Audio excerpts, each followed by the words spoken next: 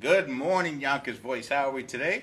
I'm filling in for Rue Rose. This is Prince Robinson.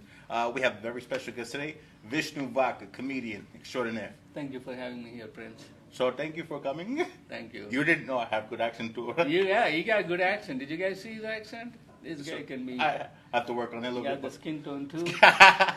So tell me a little bit about the origins, the Vishnu the man. Where are you from?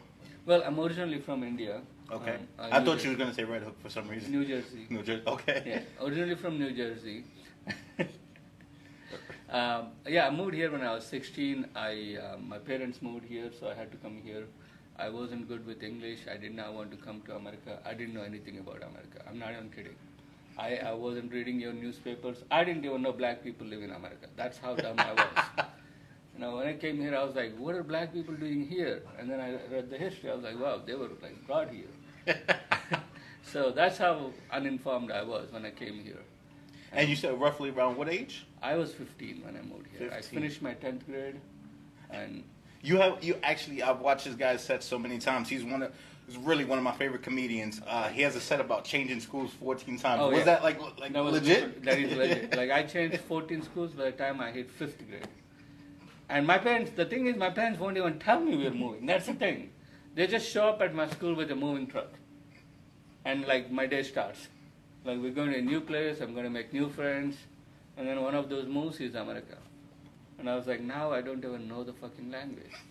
It's a PG. If it slips, it slips. But it's a PG. PG. Sorry, I take that back. Now I don't even know the language. We have some X-rated. Later on. Yeah. So do you have a family man married with kids? Married kids. I have 2 kids. I have a 12-year-old and a 5-year-old. Okay. Do you work sets around them? I know a lot of communities they include it. You work sets around them? Yeah, a lot of my stuff is from my life. I try to keep, even if I talk about something topical, I try to keep it about me, like how it affected me, because I think the fun is more in that. And did you really? No pun intended. Did you really own a 7-Eleven, or that was no? It's just a joke. No, because I went to high school in 11th and 12th grade, and when I moved here, that was one of the things people would come at me like, "Oh, 7-Eleven, go take care of your 7-Eleven," and I'll be like, if I had known what you're talking about, it would be funny, but I don't know what are you talking about. And then I watched Simpsons, and then I was like, wait a minute, Apu got his own business. He got like 8 daughters. He got a beautiful wife. The guy has a master's degree, and you're making fun of him, and not the white guy, the fat white guy who doesn't know what is going on, the Simpson. Yeah. Shouldn't I be making fun of that? And so I kind of started owning it. I like you guys have. We're not going to go into that set right now. You have to check him out. Check out that set. It's hilarious. Thank you.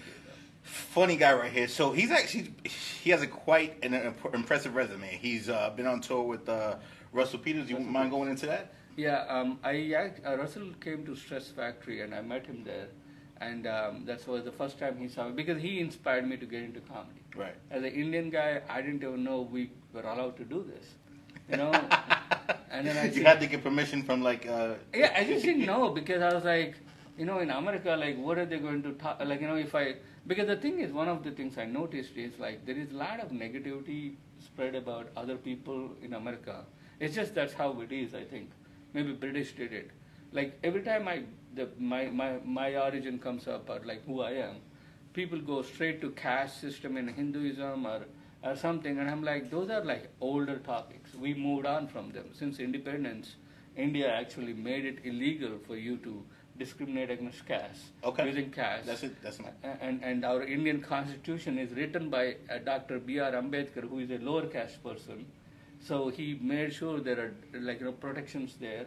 And right now in India, if you were to even say something negative toward a lower caste person based on his caste, you will go straight to jail. That's almost like here too. Yeah, well, here you could get away with N-word. With N-word, but like when the politicians are in office, right? Yeah. You get. No, I'm talking about regular people. If we both get into a beef, and say I'm a lower caste person or vice versa, and if you were to use my caste name to come at me, say like you're a lower caste person, so this is how you are, or something like that, stupid like that, I could go and complain about you, saying like I have witnesses who saw him make fun of me or say things about me based on my caste. You will go to jail. Interesting. And it's a non-bailable thing until, like, you basically literally go to jail until you are proven not guilty, which is kind of like backwards, but still, the laws are there. But the people here, they are like, if I were to say, for example, if I were to complain about something going on in here, because I'm brought up here, I'm American citizen, immediately they would be like, oh, why don't you talk about that in India? I'd be like, dude, I haven't been there for like 20 years. Gotcha. You know? Let me ask you one question. You don't do it like Italians. They have the thing with this, right? And I know every Indian they talk like sometimes. Yeah. What is this like? Well, why do you do that? I don't know. That's probably more. This. Indians do this. Then head nod. Every single time. Yeah. Every single time. So head nod is really like this is a part of our culture. When you were telling me something, I think Americans need to adopt this. Okay, because when you were telling me something, okay. Either I could agree with you or not agree with you. Or sometimes I don't have an opinion, but I'm listening to you. So instead of saying, okay, yes is this, no is this. But when I do this, I'm neither saying yes nor saying no. I'm just empathizing with your plight. I'm listening to you. That is all I'm saying. I'm listening to you. So this is what you do. So we're at Dunkin' Donuts. Role play with me for a second. Yeah. We're at Dunkin' Donuts, right? Yeah. I want a jelly donut, right? You have jelly donuts, but they're coming in at 11 o'clock. So and you're like pissed off. You're like, dude, Yeah. I need them right now, and I can't do anything because the oven. Yeah. So I'd be like, yeah, sure, you can have them soon. I'll get them to you soon. But like, it's your problem. You have a problem. You're late, or like just like how I am late all the place everywhere. It's there's nothing I can do about it. Like or if I'm late to somewhere else, they can't do anything about me being late or something else. I get you, So but this like is- that confuses the heck out. Like sometimes I order something, from Dunkin' or wherever I'm at, and then they give me the like yes, Yeah, no, like yeah. they give me yes and no. I'm like, how can you do that? And look at me like I'm crazy. Yeah, that's okay. This is a joke I do about British people. British people literally stole everything from us, right?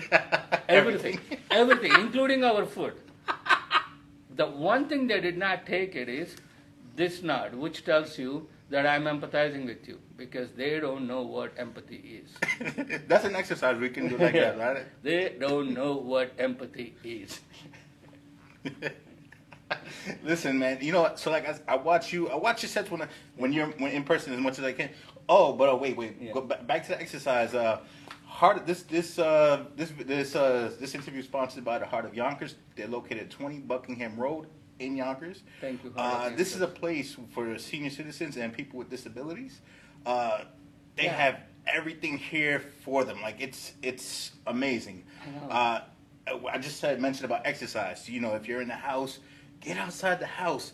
Come over here, meet some new friends, laugh, eat.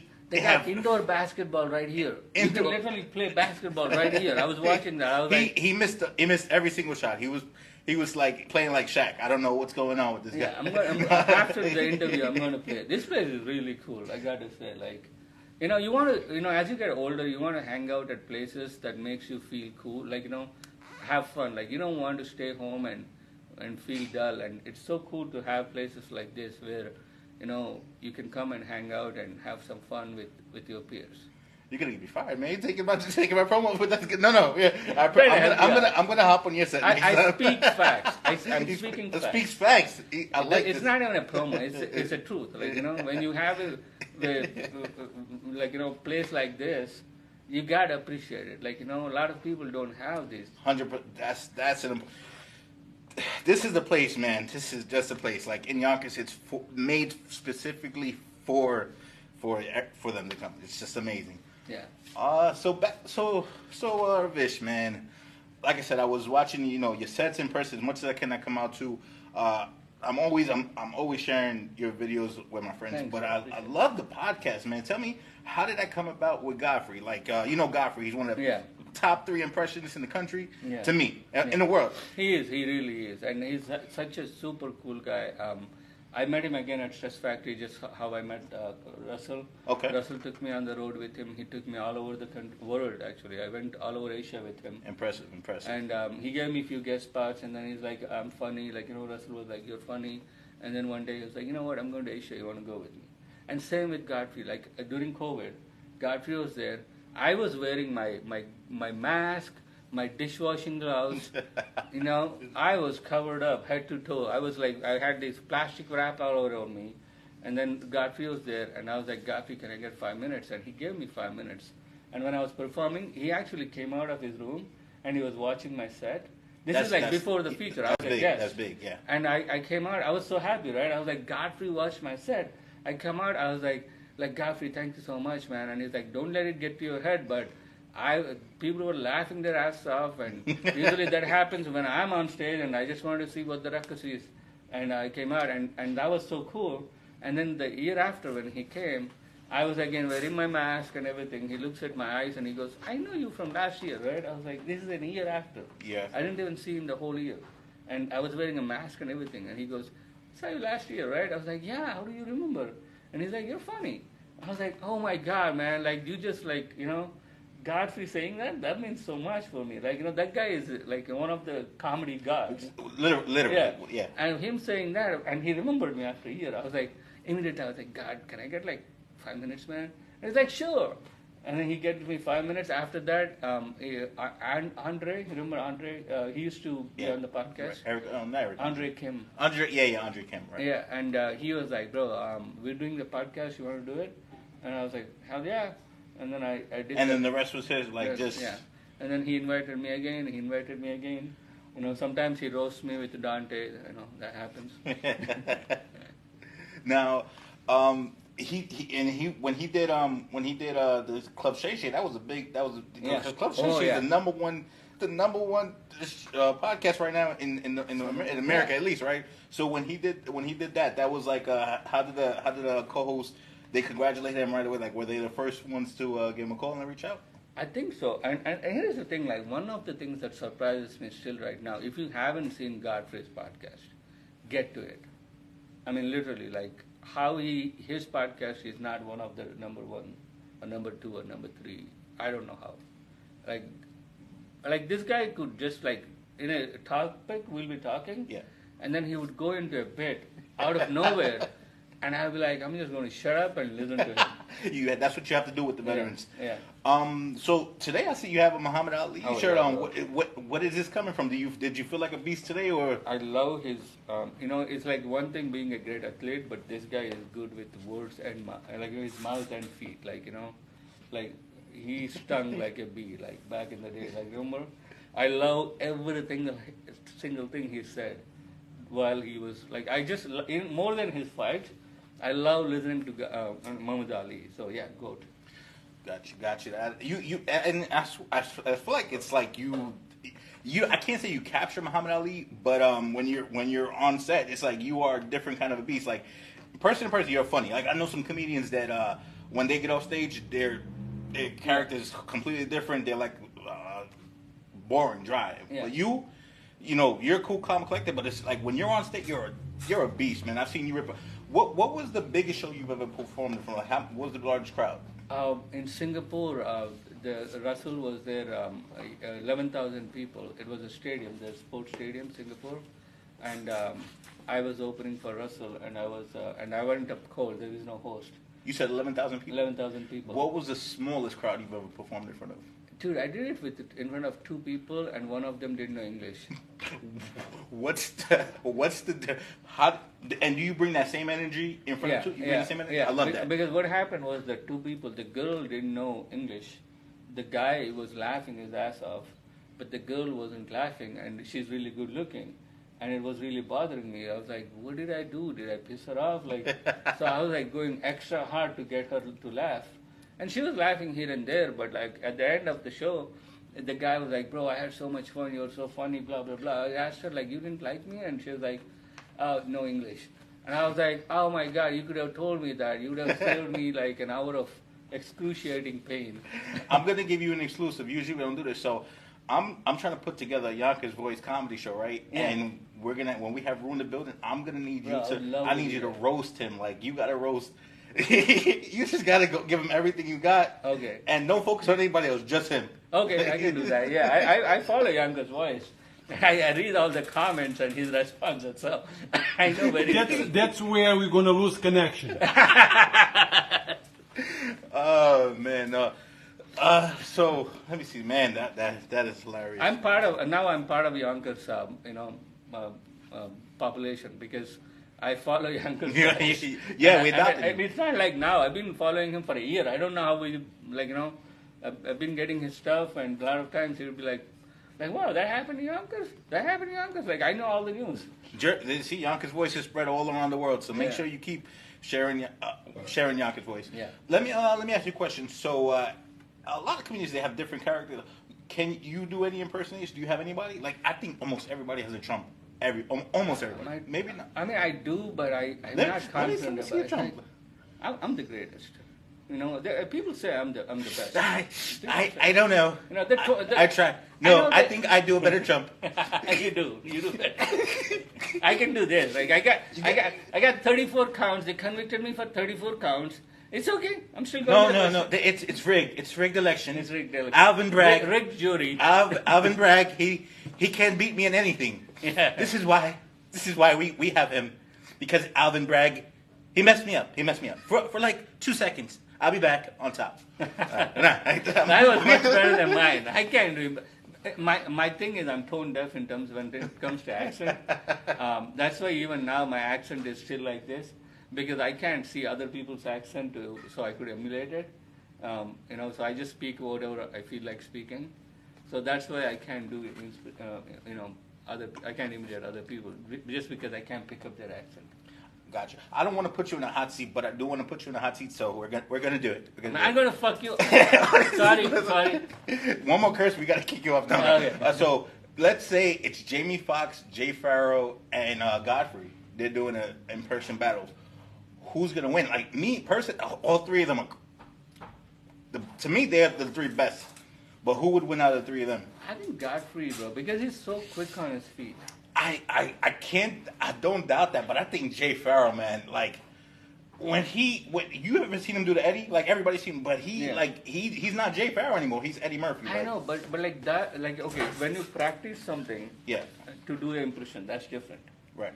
But when you just go at an inspiration Spot on? on the spot of it, I and be get spot you. on, I think Godfrey can, you just give him like 2 seconds of someone and then ask him to imitate it, he'll get it. Well, that's what happened. Yeah, I was. This was back when Charlie Murphy was alive. We did it. I actually was on that show. I featured, a few years back. What happened? Jay Farrow was outside. He was just imitating like random people in the crowd. I was like, holy Yeah. that's impressive. Yeah, I mean, some of the comedians that do like crowd work, Yeah. like Godfrey, Russell Peters. One of my friends, Gerald Benford, he's so good at crowd work. We got, if you ever have a show here, we got to get him. This guy is so good. Gotcha. So, just once again, we appreciate the Heart of Yonkers for sponsoring this interview. They're located at 20 Buckingham Road. Again, Thank you. you mentioned Thank you, Heart of Yonkers. what did you mention again before? You said that not a lot of cities. I mean, some do, of course, but not a lot of cities have something like this dedicated with the pure dedication, for the commitment, for the long run. So That's true. I mean, you're really lucky to have it. Like a lot of, the community coming together and helping out our, especially people that are vulnerable, like our old and disabled. That really means a lot. That really shows the true color of your community. So 20 Buckingham Road is the address. Make sure you come check it out. You're not going to want to leave. Yeah, this is a fun place. So we have to close it up at some point in time, right? Yeah. So let me ask you a question. Where are you going to be coming up next? Where's your next few shows? Okay, thanks for asking me. I'm actually in Yonkers right now because I'm here this weekend, like tonight, tomorrow. Where? At Yonkers Comedy Club. Okay. You know what? No promise. I will try to check that out. Come through, bro. Okay. Come through. And you're my friend, and you said you featured, right? Did you say feature? No. That's the one I did Okay. back with Charlie and Jay. Fred. Okay, That if was you way want to back. do some time, I'll give you some time. Oh, Yeah, come through. I'll give you some time. We're at Yonkers Comedy Club this weekend, and check out my website. you have the address? Yeah, Yonkers Comedy Club. Google it. Let me real fast. Well, while we're it's in Richard. Yeah, it's in the mall. Mohawk, Richard. Come out for listen. I can't. This guy right here, man, Vishnu. He's one of my when I'm down. This is the guy I watch. Wow, This is thank the you. guy I watch. Appreciate it, bro. Appreciate it. I really do. I'm there, and check out my website. It's VishnuVaka.com, right? Yeah, VishnuVaka.com. And tell me, tell me about the self-driven one more time. So, self-driven it's actually a bit, you will know the true reason for self-driven when you see the show. It's about elephant penis. But it also fits in so many places because just for me, like all my life, I moved a lot, and everywhere I went, people are. I felt like, okay, when I moved to America, the biggest challenge is for me to go out and have a conversation with regular Americans, because like they won't understand me. And a lot of Indian people I know used to struggle, they move here, they can speak English, but not with, and then like when I started doing comedy, like even my parents are like, what, like, you can barely speak English. You should have been a doctor, right? Yeah. I mean, my dad was like, you can barely speak English. Now you're going to be a clown? And I was like, no, Dad, I'm going to change the world with my comedy. So that's what I'm trying to do, self-driven. So I can tell you he's funny. There's nothing like seeing it yourself. But just to bring you in here, we're gonna give him 1 minute or 2 minutes. What do you feel comfortable? A 2 minute set, 1 minute set? What? I'll just talk about a few things in Okay, my life. I okay. won't do a set, but more like, like stuff, because this is literally what I do. I talk about my life and how, I'm and, game. so, as you know, I am from New Jersey. I moved here when I was 16. I changed 14 schools. My parents won't even tell me we're moving. And when you move so much, you're always trying to make friends. And that's why I'm a comedian. I recently met one of my friends that moved from India. And he saw me and he came up to me and was like, yo man, you went to my school when you were in 4th grade. And I was like, how do you know? And like he told me the school name and I was like, I was there but for 3 months. How do you know me? And he goes, well, you're kind of a legend in our school. And I was like, how am I a legend in your school? I was literally there for 3 months.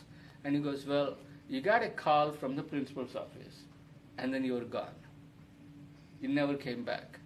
And they told us they killed you and buried you under the school. So you're haunting our school now. So I'm haunting an Indian school right now. So that's my life. I moved here, and again, I think, I do 7-Eleven jokes. I do a lot of jokes about, because I think the easier we can all get together, get along is if we are able to laugh at each other, and also own our, imperfections, and that's what I do. I talk about my imperfections, how it is funny, and how my life, and I think comedy is the best way for right now. The way the world is, I think we need to laugh more and stop killing each other. And stop charging me. 34 counters.